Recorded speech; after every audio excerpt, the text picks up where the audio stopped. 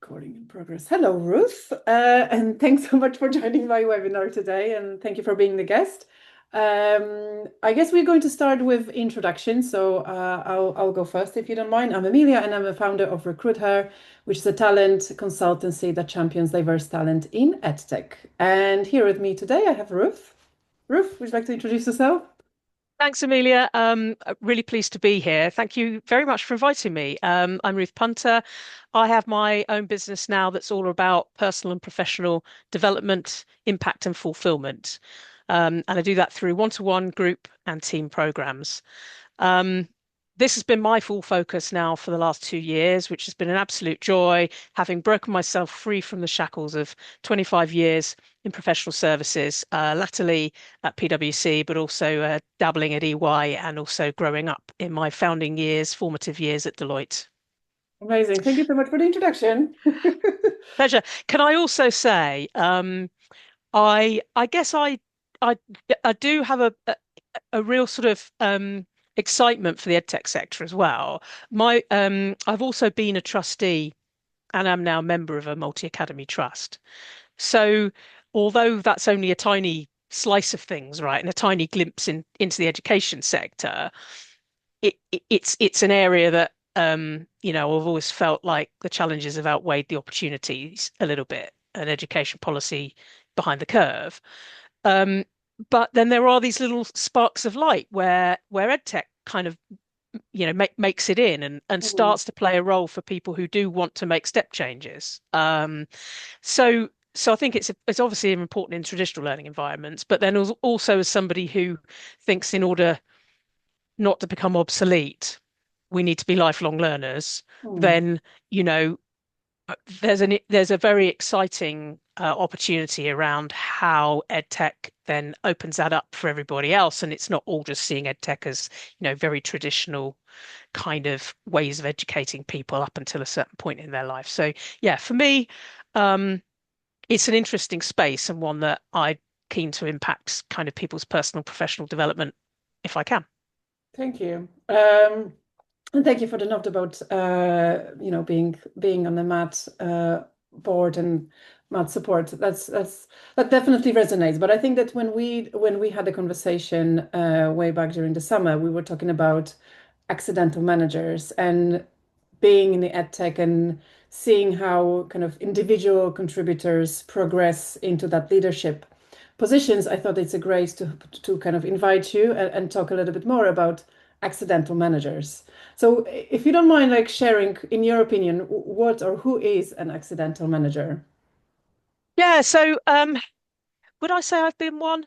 Actually, I've been in quite well, as I said, I grew up in quite large organizations. So to some extent, they were kind of reasonably good at preparing people for that kind of level and managing others. But according to a Harvard Business Review article from 2023, more than two-thirds of managers categorize themselves as accidental. So, and what do we mean by that? We mean people who've been promoted into management and leadership positions, who've got very little or no leadership training or experience. They haven't had any great role models around them. And perhaps they also don't really have the desire to manage others either. Um, so it's accidental because it's not by design. So the organization hasn't thought through its plan for how it progresses people and manages people and recognizes talent. It's rewarding and like retaining people who've done good work, but probably overemphasizing things like technical skills, sales skills, Mm. and then under emphasizing the skills that people need then for the next level, where they're probably going to be managing teams and other stakeholders as well. Now, my professional experience is in tax, so actually, there are a lot of pointy-headed tax people who, certainly like to look at the books and all that sort of stuff, and can to some degree progress because of that. And I think that, you know, I don't have the stats, but I think technical professions then are likely to be more likely to have people who might not feel so inclined to be managers, who might then feel very much exposed if they are. And I would have thought that ed tech might be similar. It's a high growth sector. There's lots of talent there, either in the sort of tech or pedagogical or a bit of both, growing quickly, and so without necessarily the forethought around scale up of the number of employees and what skills they need, etc. Yeah, definitely, definitely. And I've seen this myself, and I'm seeing it when working with different organizations. But what sort of impact does a accidental manager have on the organization, let's say? Well, I kind of hinted at the fact that somebody who ends up there suddenly finds themselves managing others, that they might find that difficult and disorienting, and Mm, it might be a challenge for their confidence. So they might be a dysfunctional manager. They might, end up going to some of these behaviors like micromanaging or, that actually aren't particularly helpful. Um, and there's a 2025 report, the Gallup State of the Global Workplace, sorry, and it talks about the fact that um, engaged employees, they're absent less, they produce more, they build better customer relationships and close more sales.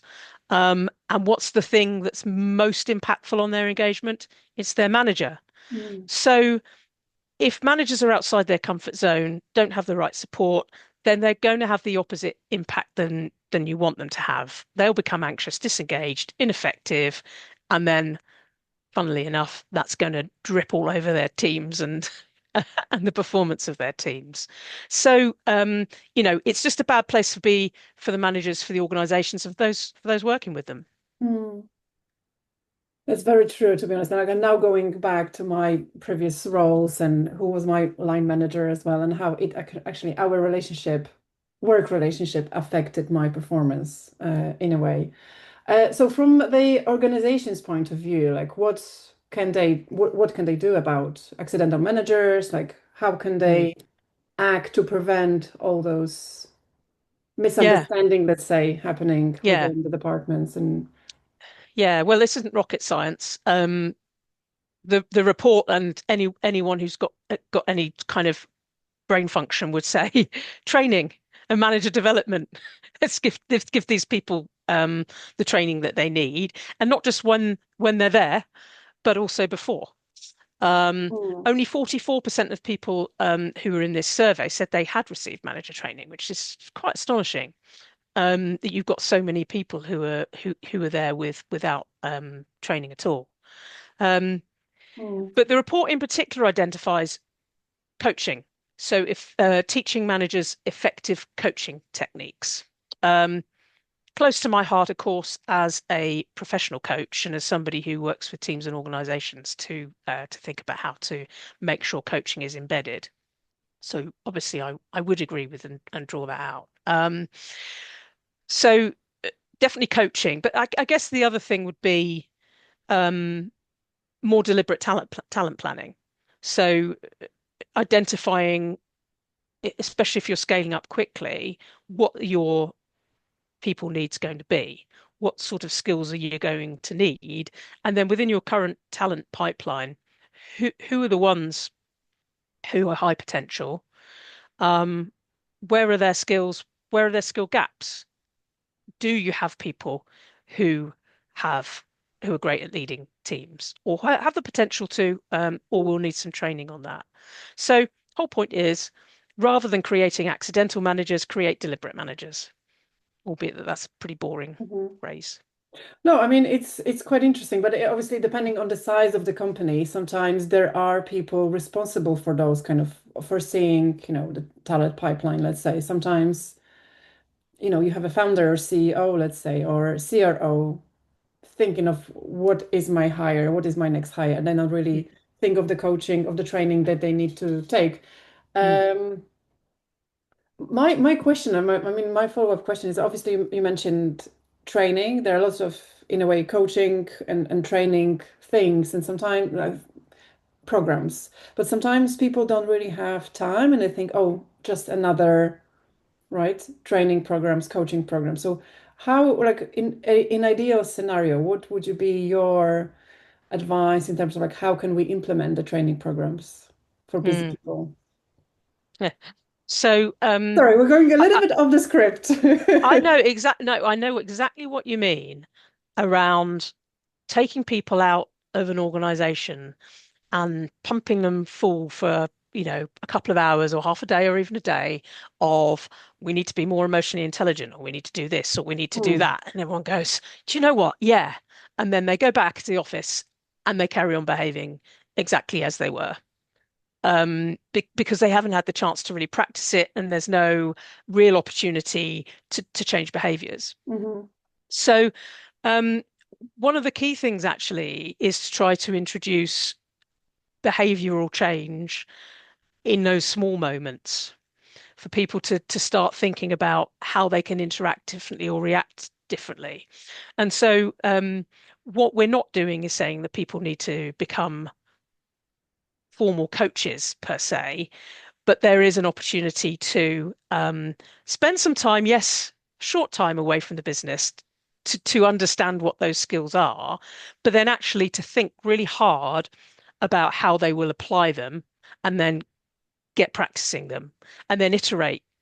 And we call it experiments, actually, behavior experiments around practicing different coaching techniques.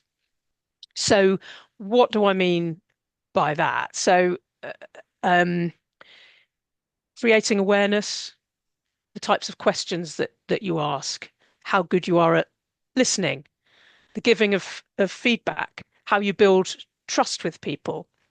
These are all some of the sort of coaching muscles that actually you don't get the opportunity to spend a lot of time out of the organization doing high reps. Sorry, low reps, high weight. Actually, it's the high reps, little and often in the Mhm. organization. So yeah, and this comes down to the fact that we're not talking about creating coaches here. We're talking about creating leaders who coach. And the distinction here is that yes, they're coaching. And what do we mean by that? We mean very simply helping others to solve their own professional problems, not solving them for them yourself. Mm. Um, so that assumes that the individuals that you work with have agency and the ability to think for themselves and take action. And actually, it's about kind of facilitating that space. And actually, I don't know, Emilia, but if you sort of think back to some of the good or bad bosses, were there any particular ones that you felt were better at getting the best from you, and what was it they were doing? Yeah, I can think of one in particular, and maybe he wasn't the best boss, but he definitely got the best out of me. So maybe he was my best boss. But I think with my relationship with him was about curiosity and like asking not necessarily work related questions, but maybe more personal questions, like Mm. finding out a little bit more about me, who I was as a person, and not Yeah. necessarily as an employee. Um, and that kind of the trust that we've built with another helped me progress and be really amazing in my job. Mm. Yeah, so you've touched on a few of the um, if we talk about the behaviors of a leader who coaches, and this is a very specific kind of framework that I use with individuals, groups, and organizations around creating leaders who coach. You've touched on several of them there. This point about building trust and rapport. If you don't create an environment where people can, kind of speak openly and where you can understand what motivates them, then they're not going to be Mhm. motivated. Um, so yeah, it's what you said about your best boss. We ask people all the time, and in fact, I think it's hundreds of people who've been asked in the research, um, which actually forms the basis of these behaviors, um, these kind of dimensions of a leader who coaches. And they've all kind of had these commonalities.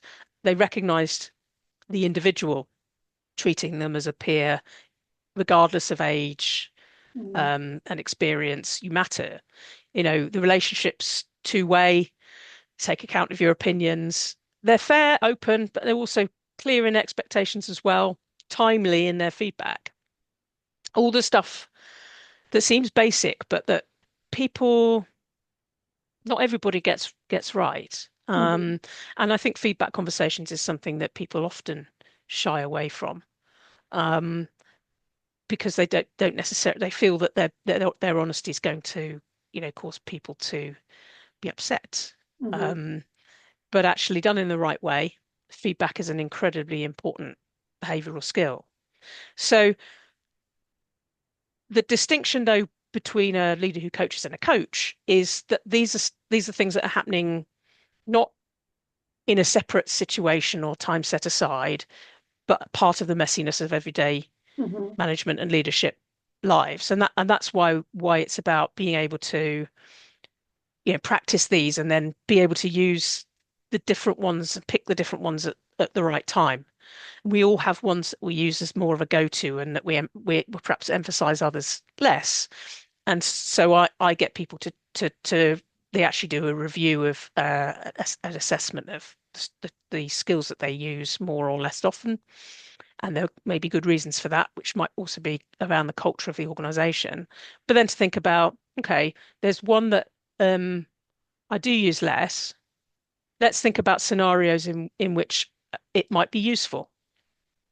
And then is there a small situation that I know will happen very often in my day-to-day work where I can just try using it? Hmm. And Okay. one great example is a pause point. Instead of jumping in to respond or to solve, it's creating a pause point for yourself Hmm. to think differently about the situation, or asking the other person to just take a beat and think about what's going on. Mm. Thank you for that. And I guess that kind of is the answer to the question I had. Is like, how can one start, right? Changing their perspective, changing their leadership style. And I guess that you mentioned there is an assessment that you do, and you focus on the things that happen relatively often, right? Yes. Yeah. Okay. Yeah. But I guess you mentioned the awareness, empathy, the pause, the listening. There are quite a lot of different things that come up to all the kind of the training and understanding coaching.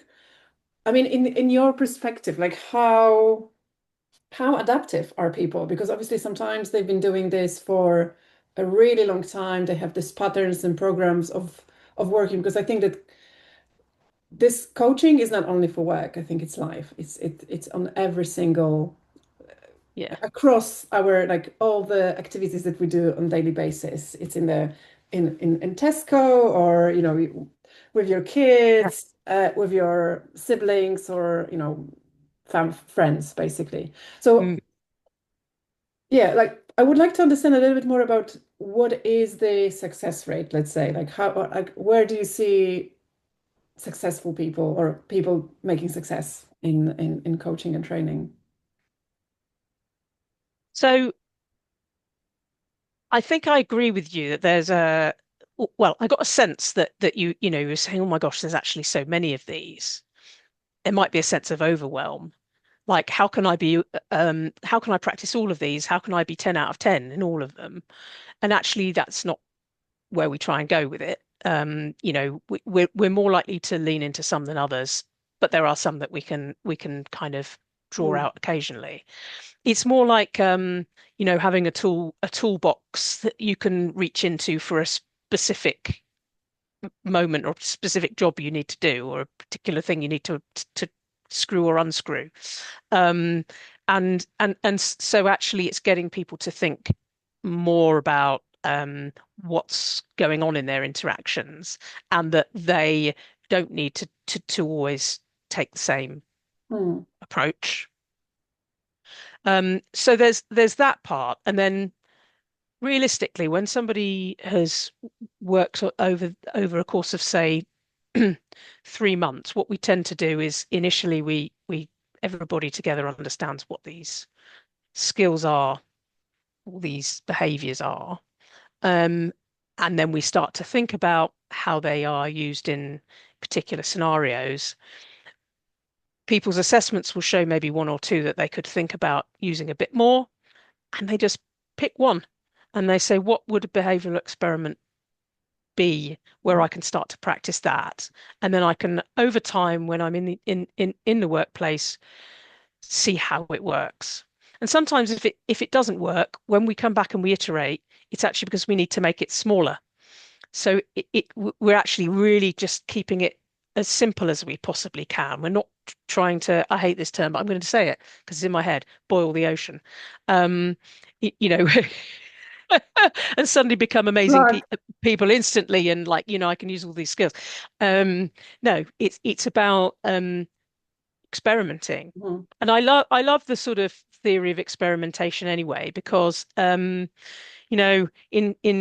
scientific experiments, you don't, you've got a hypothesis, but so many of them, you don't prove that hypothesis, but you do find out something, and you find out something else. So it's not about I fail or I succeed with this behavior. Mm. It's I've had a go and I've seen that it has an interesting impact. And as a good example of giving feedback, um, there was somebody who was like, okay, I want to give more feedback in the moment. So at the end of a meeting, I might say to the two people who were in there with me, how do you think that went? Um, and then work through a few steps that make sure it's not just a shit sandwich. That actually if there is a build that you want to add, that you do it in the right way. Um, but the person who was trying that experiment, they got a bit of pushback because the people said, "Oh, can't we talk about this another time? Or why are you doing, why are you doing this sort of so often, and not at the year end?" And actually, what they were in many ways what they were missing was one of the other skills, which is called contracting. And Mm. it's nothing. It's not have to sit down and write a contract or anything like that. It's more that you're not always coaching. But you want to set expectations when you're in a situation, which is just to say, um, if you wouldn't mind, I wouldn't mind spending a couple of minutes thinking about feedback now, um, and essentially giving people not blindsiding people, giving people this sort of opportunity to understand. Okay, we're now that's what we're now focusing on. Mhm. So often you'll find they're all kind of interacting.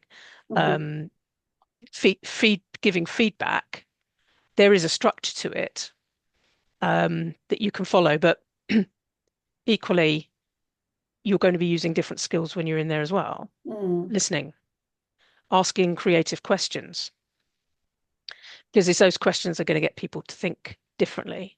And what you really want is people to be able to reflect on their own performance and realize themselves what they could have done differently. Mhm. And most people can, given the time.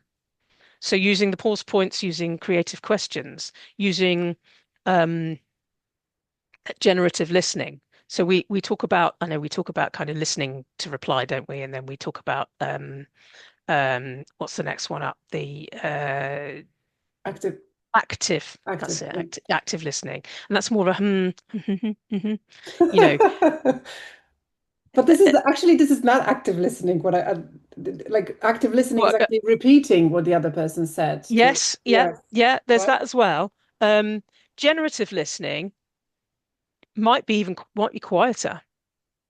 We often do it when we're not looking at the person, because we create the space, and then that after a while, that's where the thinking actually starts, and when what they actually want to say and need to say comes out. Mm. It's generating that space where the truth comes out through kind of empathy, and getting a kind of joint sense of what's going on. Um, yeah. So Mm. and having a little go with all of those things. Like one of those wonderful things is just to only ask questions in a meeting. I love that one. People possibly don't even notice that you're doing it, but instead of giving an opinion. I will only ask a question. Or I will ask the first thing that I say in any meeting will be, I'm going to ask a question. Mm. It's a really simple thing, but you can observe what happens. Mm. Very good, Ruth. Thank you so much for the session today. I had one more question, but it slipped my mind, I think. Anyway, lovely to have you. And I know that you're running extended program and coaching and working with leaders, accidental managers in particular. Yeah. Can you tell us a little bit more about that? Yeah, so I will if an organization wants to work on becoming or its people becoming leaders who coach within their teams, then I will run a set of workshops for them on that. But for anyone who would like to collaborate with other people on building their leadership and coaching behavior muscles, people in different organizations, I'm also running a group program, a deep dive program that starts, well, it runs from January to March. So there's 3 2-hour workshops. You get the opportunity to either work online or in person. Uh, then also you get the assessment, which gives you an idea of which behaviors you tend to use most or least.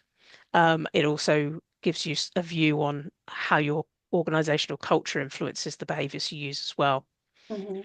And then we work as a group to create experiments, to review those, to nudge each other in between using buddy pairs so that people are iterating and trying out those behaviors so that by the end of the 3 months we'll have had a good opportunity to try several of the behaviors and get more comfortable using them. So yeah, contact me directly if you would like to have more information about that, or Emilia will be able to share information with you as well. Yeah, I will include that information in a Brilliant. underneath. I would in the description, so yeah, Great. people will Great. find a way to connect with you. But yeah, any other final notes, final words from you? Or we are wrapping up? I would say if you're an accidental manager, don't panic. And this isn't all about being a natural. These things can be grown through practice day to day, little and often, little experiments. And yeah, if you'd like to know more about then the behaviors of leaders who coach, then get in touch. Amazing. Thank you so much. And I can definitely vote for Ruth and her expertise. I joined a few sessions and they were great, and I'm implementing and experimenting on a daily basis. So yes, thank you so much, Ruth. Thank you for your Thanks for having time, me. and thanks to everyone for watching. Take care. Bye bye. Bye.